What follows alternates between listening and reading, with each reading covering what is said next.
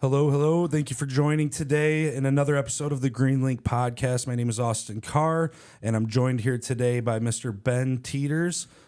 Ben, hello, everybody. Thank you for joining us today. Appreciate it. Yep. You just came from a service call, or not service call, really just kind of checking out some things, actually, at the battery system at my house. I got a Generac system out there, and you know what you do for Greenlink. You do a lot of the IT, you do a lot of the service. You wear a lot of hats at Greenlink, actually. All related to the solar side primarily, right? Yep, all fun hats. Yeah, all the fun hats. Yeah, exactly. Yeah, well, it's cool. Well, I'm excited to chat today and talk a little bit about some of the journeys that you've been on, at Greenlink as we've gone on our ride together on the solar coaster. And then talk about some of the things that people might have questions on when it pertains to, the software side of solar systems, some of the service questions, some of the things that we often see when you're getting calls. What does that look like? And so I'm excited to dive in and share some of your knowledge with the listeners that we do have on this episode. I'm excited to share it. It'll be a lot of fun. Cool. Well, I'm going to dive right in. The software side is a big interest of mine, and we actually did a little clip recently I saw on Facebook where I think Jacob with Rock for Buzz posted a little bit of a video where you were showing, I think it was the Franklin battery. Do you recall this? I was, yeah. Okay. The Franklin and the SolarEdge platforms. Both of them. Okay, cool. Yeah, and the Franklin battery, I know we're not getting into batteries too deep today, but I think that's an interesting one because that's the most agnostic battery that's on the market, or at least that we've dealt with, right? It is. The system is really, really well built. Their platforms are very strong, and they really just work. The company handles a lot of their updates, and their infrastructure is great. Very strong. Yeah, and we've done just a small handful, 2 or 3 Franklins, right? We have 3. 3 of them? Yep. Okay, I think we've got a couple more in the queue. We've done, obviously, lots of SolarEdge batteries, lots of Enphase. What other battery? Generac, of course. That's what I've got in my house. Yep. Is it the 4? Are those the 4 main batteries we've done? Those are the 4. We have a few others. We've done LG and also Zonin. Oh, that's right. Yeah. The Sonin batteries or Zonins. Yeah, those are. We did one of those. I think those are actually our very first battery we did. It was. Was the that Sonin. was the and first. It's done well though, right? I mean, we haven't had a lot of issues with that. None, except for just a few software upgrades. Yeah. That's been about it. Yeah, that's interesting. So you talk about the software upgrades on batteries and then solar systems in general, the PV and the storage. What does that look like? What is the software doing? What are these upgrades that you're talking about? Why does that matter? Why are they upgrading software? How does that impact the system? How long is this podcast? Right. Might take a couple days here, huh? So the integration's a big thing, and being able to update, which if you recall 2 years ago when we were doing Enphase and a lot of the batteries, it would take up to 3 days to commission a system. Yeah, I remember that. And now they've gone from 3 days to an hour and a half to 2 hours. That is phenomenal. Love that. Unbelievable at what these systems are basically capable of doing. The updates are usually handled mainly by the companies. There's a few that we actually have to go out and do the updates. Okay. Generac does their own, so you're good to go on their side. They're constantly watching the systems. Yeah. So we get to monitor them. Sometimes we get to update them, but for the majority speaking, the companies are handling. Yeah, the manufacturers are pushing those SolarEdge, updates. Franklin, everyone handles their updates. So you were telling me the other day, and we might even talked about it a little bit today, but the update that Generac's doing on their software, and it allows some new thing to happen. I think it allows a second inverter to operate and still produce power during an outage. Is that the update? That's correct. That's been going on for a while now. We've had it for about a year. Got it. But they've been able to integrate the software so much where the secondary inverter doesn't even need CTs anymore. Got it. And it just works. So we're simplifying the hardware side due to the software upgrades. Correct. Is that a way to? Correct. Exactly. Yeah? Okay. Exactly. Very cool. Yeah.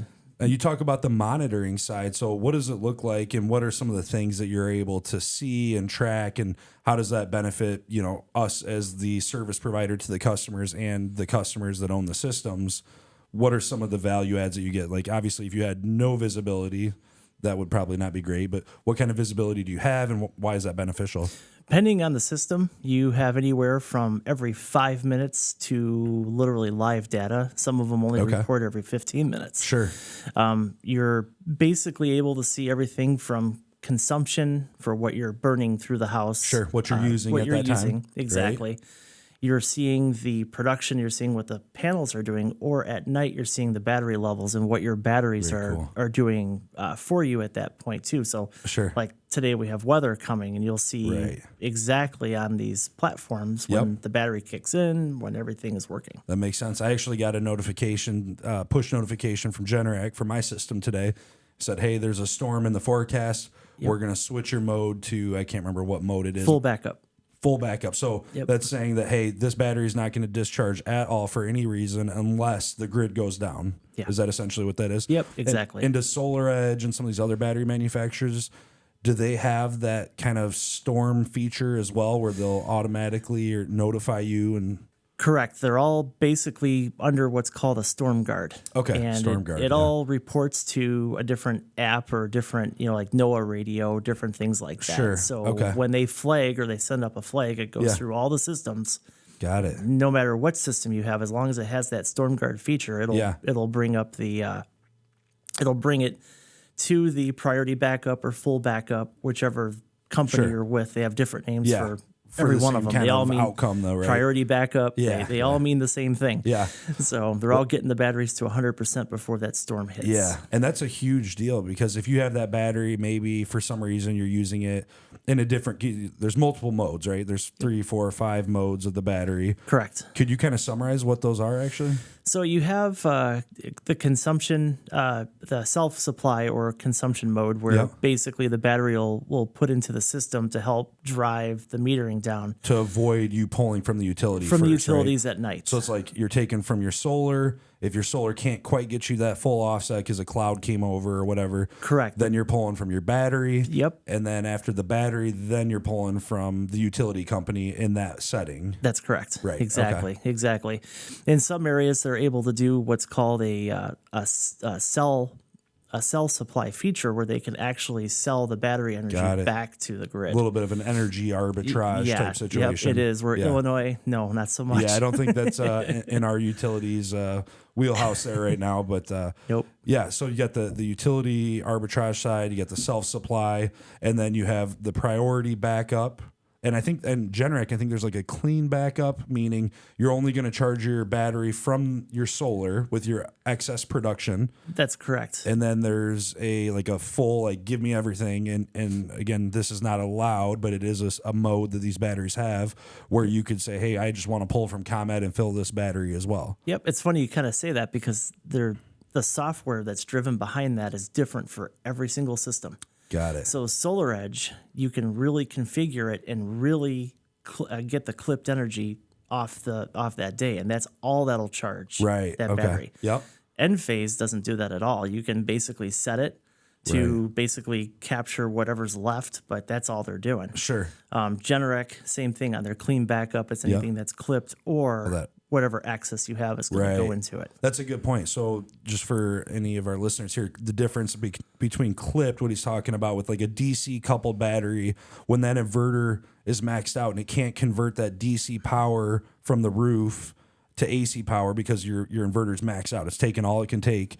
It can send that excess DC power from the panels straight to the battery and not have to convert it, kind of bypass it, and essentially keeping your system throttled up in a way. Correct. Right? Exactly. And that's your DC systems where your AC would have more of an issue with that. AC coupled battery being really Enphase is the primary one that I know about. They operate a little bit differently. They're converting that DC power coming from your panels, well, the microinverters, DC to AC on the roof, sending AC power to the battery. And doesn't it convert at the battery as well? Isn't there an inverter in the battery that's doing something? There is. There's the micros that are in there, but they don't want us to call them micros. Okay, they're a whole different animal. Yeah, different piece of hardware. Yeah, okay, got it. It's basically constantly monitoring the energy coming into the battery itself. Sure. Okay. Yeah, that makes sense. Well, that's really cool. So there's a lot of really unique configurations you can do with these batteries, and that software side is really critical for that. And then when you talk about the monitoring, I'm always fascinated by that. Obviously, having a system in my house, I'm always looking at it, and I'm sure you're in these systems every day, basically, combing through. I live there. Yeah, you live. That's right.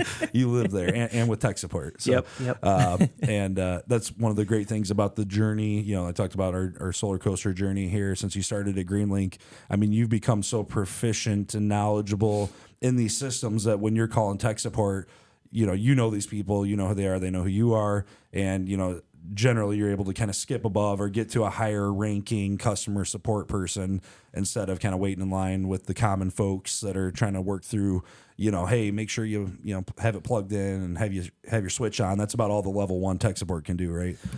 That part is actually amazing because different companies have different levels of tech support. So your Sure. Enphase, your SolarEdge has 3 levels of tech, but your Generac only has 1. Oh, really? So when I call in the Generac, you're at a level 3 already. They trained their guys to handle it all. That's really impressive. They completely wiped out your level 1s, level 2s. They just said no more. And that's not something they always had, right? They used to have at least they a level 1 used to have and the 2, higher right, ups, and if you got into a really bad issue with a system, you were moved to the level 2 or they'd transfer you, but not anymore. Now it's all of them together, which is great. I think that's really great. Yeah, that's a big deal because otherwise, the service providers, us, we're sitting there waiting for an hour to get through level 1. Then we got to help educate them. So we're like, okay, it's above your head. Get us to level 2. Get us to level 3, and kind of working that down the line. So on the software side, again, these systems, we talk about errors too, right? So someone's like, hey, how do I know my system's producing? Obviously, they can log into their app, they can log into their portal on the computer, and they can see what it's creating, like you said, what they're using. But if a microinverter or an optimizer or a component in that system goes down, it's going to throw a flag, right? And is that easy for us and for the customer to both see when that happens? Or how does that show itself? I guess I'm curious. There's a loaded question for you. Okay.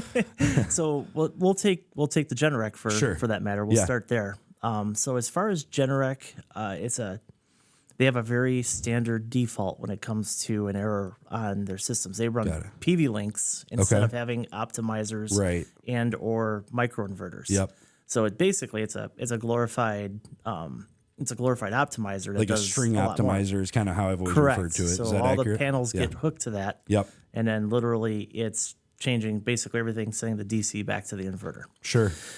When one errors out, so one of those PV links errors, it'll come across and basically say the error, but then you have to call it in and tell them, hey, we have an error on this system. What's going on? Yeah. Now, SolarEdge is totally different. On their optimizers, they literally will pinpoint the problem, like right down to the wire problem. Wow. And it's gotten so incredible at what they're able to pick up and detect. Sure. They'll even detect snow on the panel. Really? They can tell when it's shading versus snow and things like that? They can tell if it's a certain temp and they had a snowstorm in the area and the panel's covered a certain way, it knows the difference between snow and rain. Okay. Which is unreal. That is very unreal. I did not realize that. That's amazing. Yeah, the technology has really come a long way. So quick. Yeah. Same with it's the same thing with Enphase for that matter. As far as the different errors and everything that you see in there, it literally will take you right to the microinverter that is erroring out. So you have different companies have their different ways of doing things. A lot of times, especially with Generac, they want to be more involved with the system. They don't necessarily want you to just go out and be a DIY guy. Yeah. They want to know in case it's a warranty issue. So the manufacturers are saying, hey, work through us on this. Don't just jump right out and go out there and start changing things and messing around with it. Call it in right away. Yeah. Whenever there's an error, whenever you see it, call it in. It's your express way to finding out what's going on with your system. That makes sense. Well, it probably helps them on some like R&D in a way too. Like they need to see these things that are happening so that I'm sure they're tracking it and measuring it and seeing, okay, we had 20% of our failures were related to this part this past quarter. We need to drill in and see what's going on there. That's exactly correct. Yeah. Franklin, our battery systems, we've had maybe one in the 3 we have like one error. Wow. Ever. Yeah, that's really impressive. It's incredible.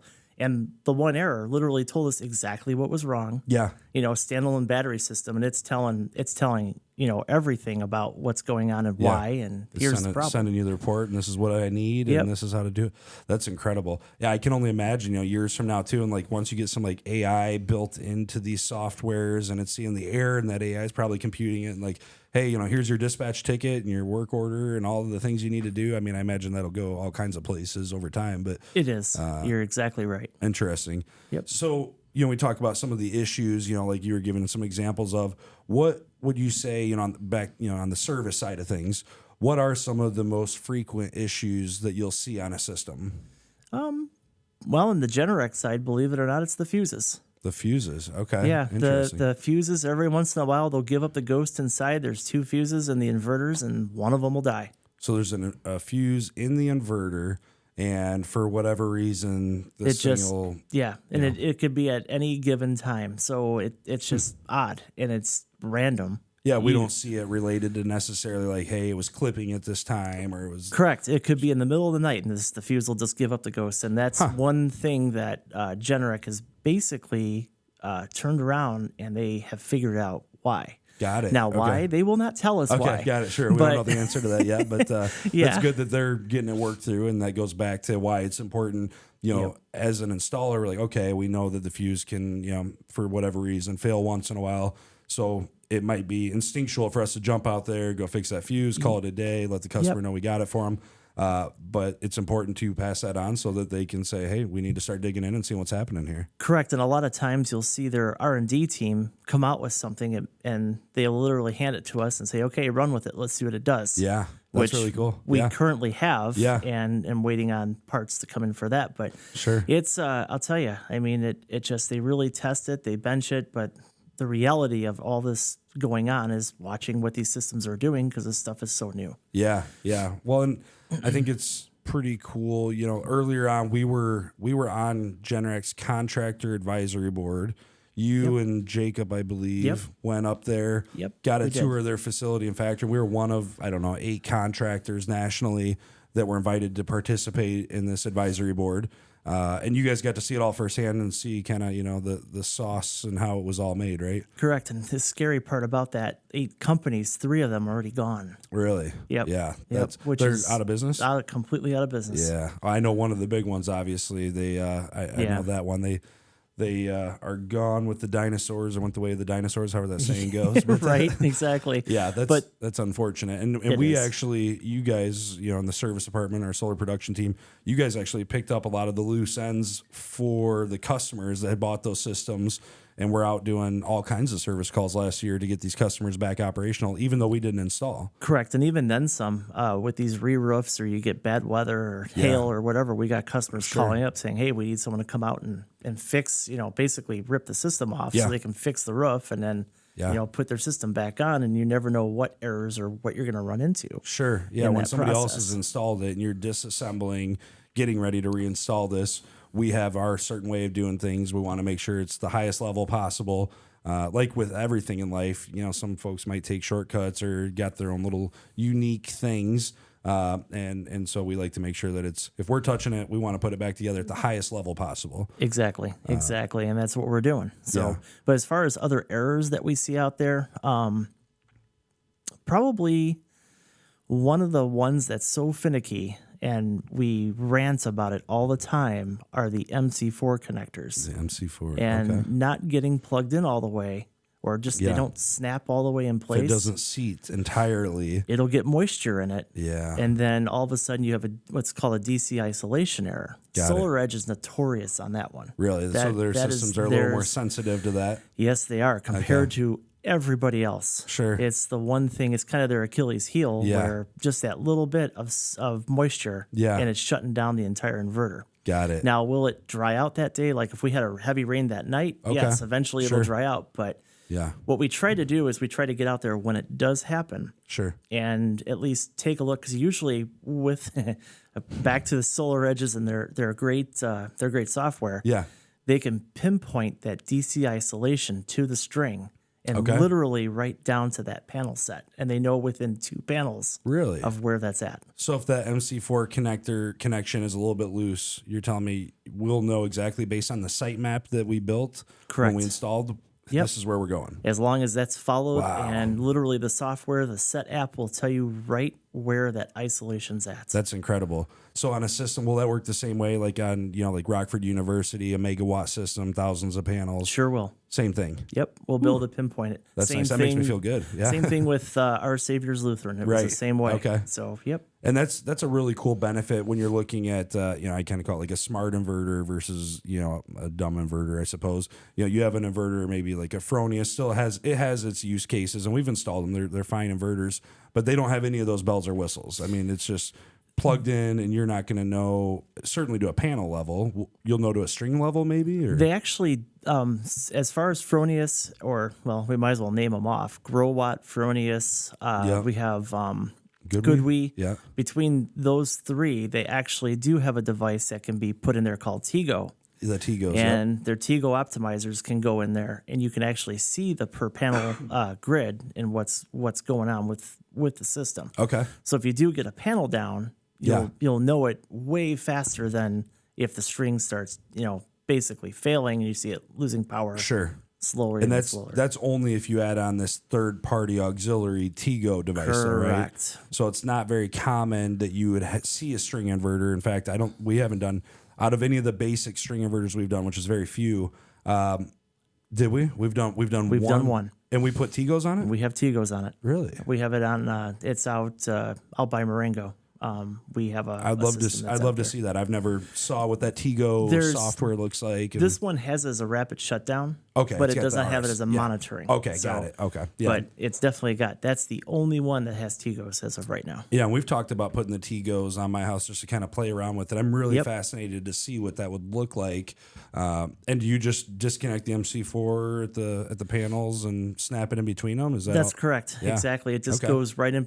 You'd have with Generac, they have the RS802. Yep. That one would stay there. This would get plugged into it as well, and then it just continue down the line. Yeah, a continuation of that string. Yep, exactly. Interesting.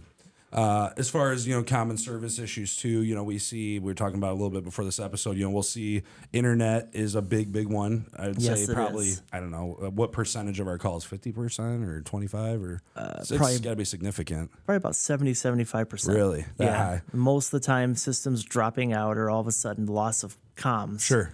There's one of two ways it can happen. One is exactly what you said. It's the internet. Yeah.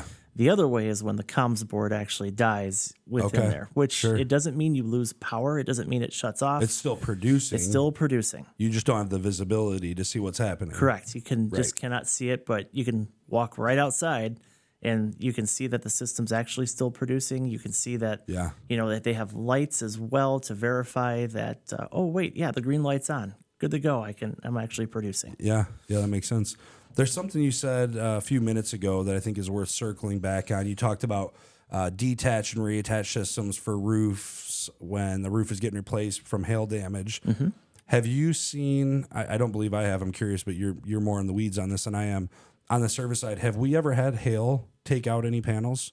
None that I know of. Yeah, none that I know of. And either. we've had up to baseball size hail. Yeah. Up in Wisconsin, hit some of those panels, and nope. Wow. Not a thing. So that's really interesting because I know some folks are like, well, I don't want solar because the hail's going to damage it. Well, we actually see more often than not, in 100% of the time in our case, the damage is the asphalt shingle, the roof itself that's damaged. Correct. And the panels are fine. That's correct. Yeah. I can think of one panel that got damaged and broken, and it was where like somebody's brick on their fireplace out east somewhere, and like a piece of his brick fell on his panel. We had one where the masonry around the brick chimney basically fell off and took out the panels. Right. So they're solid against hail. Maybe bricks are a little more questionable. Yeah, and then trees. Trees are always a good one too. Yeah, the tree that'll do it. Yeah, I think we had that here in one of our commercial customers in town. Yep, we did. Yeah, that's unfortunate, but I think it's important to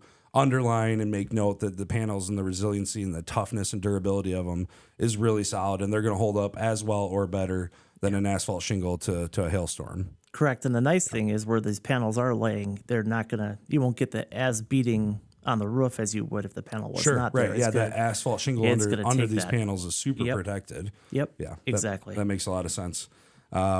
Okay, cool. How about maintenance? I mean, is there a lot of maintenance involved in these systems?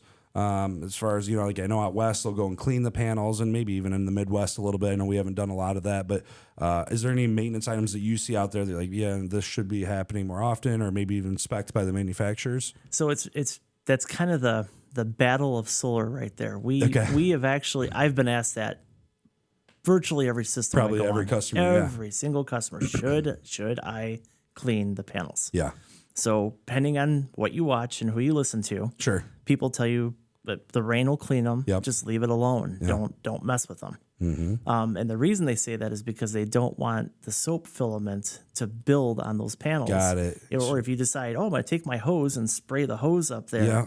And then all of a sudden you got all those calcium deposits in Right. our water getting all over your panels. That's a great point. Yeah, I haven't thought about that. So like at my house, I've never cleaned my panels. I let the rain do it. Yep. I see them every night when I drive home, and I look at them and then analyze them, and I've been very happy with that. Now, we had a customer out east, one of the farms out there in Crystal Lake area. They had sprayed or done some kind of chemical thing. Maybe it was their sprinkler. I don't know, but you could see this ring. It was their sprinkler heads. It was the sprinkler heads. Yep, Okay, and that was the calcium Is that that was what in that the water. was? It was Yeah. not filtered. They had Yeah. no filter to that water. that was not great. No, Did we end up? Did those panels get swapped out? not or- at all. No? They are Okay. still producing, They're producing. strong, even Okay. with that in them. So in that case, it's more of a cosmetic type situation. It is. Yeah. It is. It's not going to impugn on what that panel can do. Sure. Yeah. Yeah. That makes sense. If a customer, obviously a Greenlink customer, and maybe non-Greenlink customers, have issues with their systems, I would say, the first step is to reach out to us, right? And have a conversation. What are your steps? Let's say a Greenlink customer, they call in or you catch it and say, hey, the system is down. What's the order of operations, generally speaking, that you would go through to start to identify and troubleshoot, just, get them back online? I know it can probably vary based on the situation. What would you generally say that process would look like? So depending on the system, the nice thing is some of our systems, we do have basic tools to be able to restart the inverters or, see Sure. if we can get them up and running again. Remotely? Okay. Yeah. Again, SolarEdge has Sure. great options and features in their software. Yeah. As far as calling them in, usually after I talk to a customer and they let me know about Whatever what's they're going seeing. on. Yep. They basically will go into, how long is this going to take, stuff like that. Yep. And I'm like, okay, let me call it in. Sure. I'll call you back today Yeah. or later on today or tomorrow, sometimes depending on the hour. Yep. But so I'll give the company a call. We'll walk through it. I'll give them the site ID, and usually 9 times out of 10, they can fix it right there on the spot. That's great. So Yeah. a lot of it is software driven. Yep, it pushes software update that came through that made a glitch. Or it might be the most perfect update and everything went through just fine, only it glitched in the middle of the firmware. Got it. And then they have to resend that firmware again to make it come back. And they can restart the inverters and all that stuff remotely. Do Correct. They do that? Do Yep, they they do a can- reset like your computer after you They update sure it? can. Okay. Yep, they can reboot and away they go. Yeah. So, and usually 9 times out of 10, most of the software companies or most of the manufacturers are able to look into their software and be able to even detect the slightest error or whatever's going on because there's so much code, there's so much Right. the The going back end through of that is very robust. that we don't see. Right. Yeah. It's almost like 3 tiers, right? And then I guess it makes sense. You get the manufacturer level of the software, all the things. Then you've got the installer level, half the things or a quarter of the things. And then the homeowner is just strictly visibility and sometimes some ability to change the settings. I know Generac just came out with some new updates. I can change my mode of my inverter now with my smart manager. Is that what, the power manager? The power manager, yep. With my power manager for my Generac battery system, I can actually, flip circuits off and on and lock them out. So if the battery kicks on, I say, hey, if I go into battery mode, I don't want my electric baseboard heater running, obviously, because I'm going to be drawing that thing down unnecessarily. Correct. And so I can have it automatically lock out, which the whole power management side, we've done a little bit with that. I mean, we've got the Generac Power Manager. We've done a Lumen or two.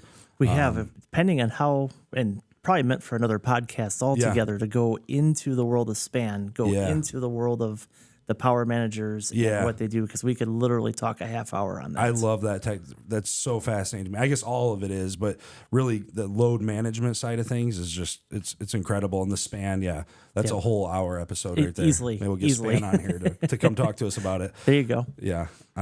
Cool. So, in summary on the maintenance side, it doesn't sound like there's a lot that needs to be done. Actually that makes me think of too, something that we have seen, more frequently than I wish we were seeing this, which is critter damage. Those squirrels will get under the panels and they'll start nesting. Yep. And it almost seems like, I've heard, it was an electrician I spoke to recently from another company. He was saying that they were going all for, the positive or the negative. I can't remember. It was like they were chewing in all kinds of different areas, but it was only on one side of the line. Like it wasn't just randomly. He said they were hitting all the positive side or all the neutral. I don't know if that's true, if that's common. Have we seen things like that, or is it more sporadic? It's been equal opportunity chewing on pretty much everything we're doing. It would be, yeah. So, when he told me that, I was like, I forgot to share that with you guys and see what your thoughts were on that. But I thought that was interesting.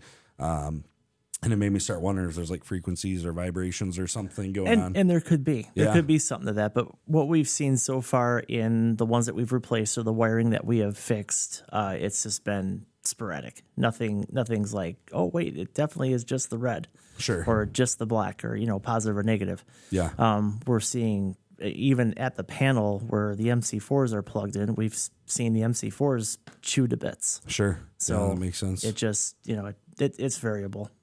What are your thoughts on, when somebody has, they may be a little heavier than maintenance, maybe they're getting into servicing their system as a homeowner, they're seeing an error or their ATS is stuck or whatever, and they want to start working on it themselves.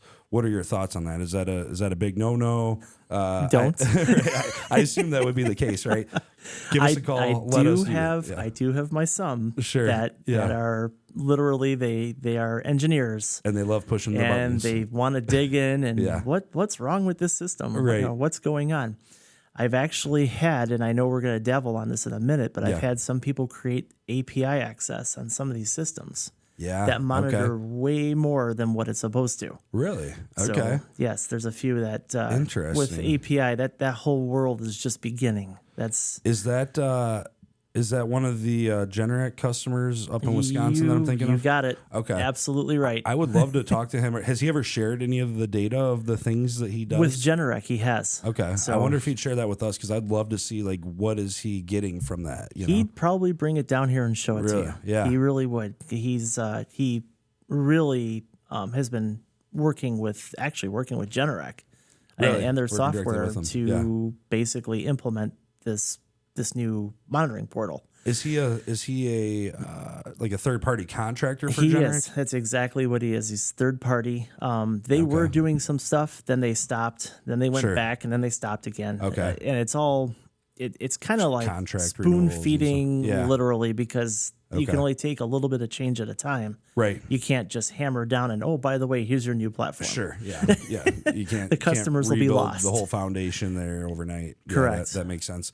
Did we know that customer was a Generac third party contractor when we installed, or did we not find that out till after? I found it out when we were commissioning. Wow. When we brought the system online, he had asked me about the API, and I had told him, basically about it and kind of what to look for. And by the way, read the 7 pages of lawyer jargon that's on top of it. Right. So he laughed, but then he told me about him being R&D for Generac. Wow. And his whole team, his whole company was at one point developing for them. That feels like something that would be nice to know, like on the very front end, like during the sales process. Yep. But I agree. He held his cards close just to see what we were going to do, and obviously we did a good job for him, and he's happy with the system. So extremely happy. The other flip side of that whole thing is Enphase, and Enphase being they have API as well. They have an entire community that's driven behind the API. Okay. So when you go into Enphase's app, and you'll notice that there is a community forum that's in there. In the app. Okay. Literally built into the app. Interesting. Yeah. And a lot of people are on there, including the Enphase modulators, and any of these ideas that people start throwing into this community. Yeah. They're researching. We've had them literally change for certain customers, change time of use to be able to work with what the customer needs. Yeah. So they'll literally change their software for one person. That's And very we've seen it. fascinating. It's amazing I would what not they expect that. I mean, at a high level, these big, Fortune 500 style companies making changes on the software and helping customize it for a customer, which I'm sure is not like common, but it has happened. Yep. That's that shows a lot of desire and intent and the speed of growth within the industry as well. The fact that they're looking at this and implementing it as it's coming across their built-in forum. Correct. Yeah. Exactly. So you talk about security on these systems. I think that's interesting too. And we talked a little bit about that before the podcast started. But what are your thoughts on that? What does that look like? Why would somebody care about the security through the internet on their system? So 2 years ago, when we started doing a lot more of the Enphase battery systems, Enphase actually has a way to, in their app, to actually turn the grid off on your home. Yeah. They literally, it's a toggle switch, and you flip it, and you can literally shut the grid off and just run off of batteries and run your whole house Really? that way. So you can island your house straight through the app? Right through the app. Wow. Okay. So, I didn't which realize is which is really cool for friends. Right. But the problem is when you log into the app, you basically will give it out to your wife, same login, kids, same login, and any friends that you want to have see your system, same login. Right. So now all of a sudden your friends see this toggle and they say, "Hey, we what's could play a this do?" joke." Bloop, turn off the grid. That would not be cool. No. Yeah. So they've really been working on two-factor. A lot of the systems do not have it. A lot of them just they basically you got a username and a password, and that's it. Yeah. So, but you can set the level of what people can do on a system. We can. Right. The customer cannot. The client cannot. Yeah. It's either all or nothing. Got it. So when it comes down to a client, unfortunately, I wish there was more that we could do in that range. Give them certain modules within the software. Is that kind of what you're saying? Exactly. But our customers own their systems outright. Yep. We don't lease. We don't have any of that, which is wonderful. Sure. And they actually get the entire system, and they can basically have everything. Right. So they have to pick and choose who basically gets gets to sense. monitor their system. Yeah, I think, in talking about all this, it's, very high level, but I think it just underlines the importance of, getting the right installer, but the back end side of that, which I think is not often considered by customers, and you don't know what you don't know, but about the technical support and the service support of that system. And hopefully making sure the company's going to be around is really important. Huge. I think about, like in the auto industry is probably more relatable for people. You go buy a Toyota, and if you're in a town where there's no Toyota dealership, that warranty's great, you got it. Mm-hmm. But if it's if the nearest Toyota dealership's 500 miles away, I'm making that up. Yeah, I got you. Then you're in trouble. Yep, and exactly. It's kind of similar in the solar world as well. And oftentimes, you have the manufacturer warranty, and these companies, we talked about it earlier on, they go out of business. Not all installers want to pick up somebody else's project because we don't know how it was installed. We don't know if they did it right. And there's a problem with this piece over here, but maybe their wiring's messed up over here. Now you're touching that and you're accepting and opening up a lot of liability. And so we've gone and we've came in and said, okay, hey, we're going to fix this, but we really need to do these other couple things as well to make sure the system's up to par. Especially with battery with critical loads. Yeah. That's where we have seen so many errors. Really? And okay. People not basically moving the circuitry over right, moving the breakers over to the critical loads panel. Sure. Reverse wiring the batteries themselves. Right. Wow. Okay. That's a problem. We have seen we've seen a lot. It's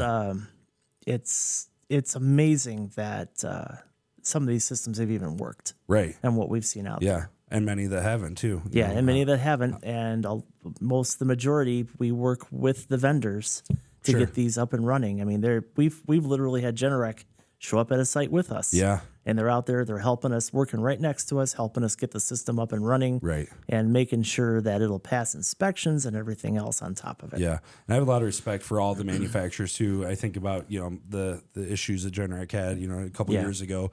But man, they stepped right up to the plate, stood behind that. They paid the contractors, they covered all the things and made sure that these customers were taken care of, even though in some of the cases it had nothing to do with them. Like we're talking about, it was the installer that didn't do the job the way that it should have been done.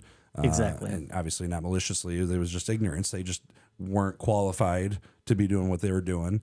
And, ultimately the customer could have been the one left, kind of holding the bag saying, okay, I paid this money. I got the system. It's not doing what I need it to do. And no other installer wants to touch it. But the manufacturer stepped in and made sure it was taken care of. And a lot of respect to Generac and all the solar manufacturers. They all stand behind it. Everyone is doing everything they can desperately to get people up and running. The problem is there's not enough companies out there that have that experience. Sure. Yeah. And they're either just starting out or they're buried. Right. And it's just going to take time to be able to get, to each one. Yeah. Yeah. Well, I think that's something that has really served us well as an organization, with our service team, with what you do, and Jacob and Brian, obviously the whole team, Matt, being out there and really making sure that our customers are supported quickly. Leanne, obviously, they call in. It takes a village. It does. There you go. It takes a village. It takes a village, and it takes those experiences and those lessons that we've gone through. I think of in the early days, we would have our issues. We worked through it and we figured out oh, okay, that's that. And so we'd go make sure it's right. And, all our customers are performing as they should and doing the right things. And those that might have an issue are speaking to you throughout the day and getting it done. Yep, exactly. There's a lot of times where even like on an internet side where it may not exactly be our problem or anything, we will make it our problem. We will go out and fix whatever little thing. We know we can see our system. It switched to cellular backup, but oh wait, my internet's not working. Right. Sometimes that makes me flinch a little bit, but it's the right thing to do though. We stand behind it and we try to make sure our customers are well taken care of. And I appreciate all the things you do, and so do our customers, going out of your way to make sure we treat our customers and their systems that they buy from us as if they were our own. We want to make sure it's 100%. Correct, exactly. And that's what's getting our reviews and getting us to where we are today. Yeah, driving the bus forward. So yep. Well, cool. Well, thank you for joining today, Ben. I Absolutely. appreciate it. Thank you for the invite. A good conversation. Time definitely flies. That was a quick 45 minutes. But it was. I enjoyed it. So Yep, thank you. Definitely. Appreciate it. You're welcome. See ya.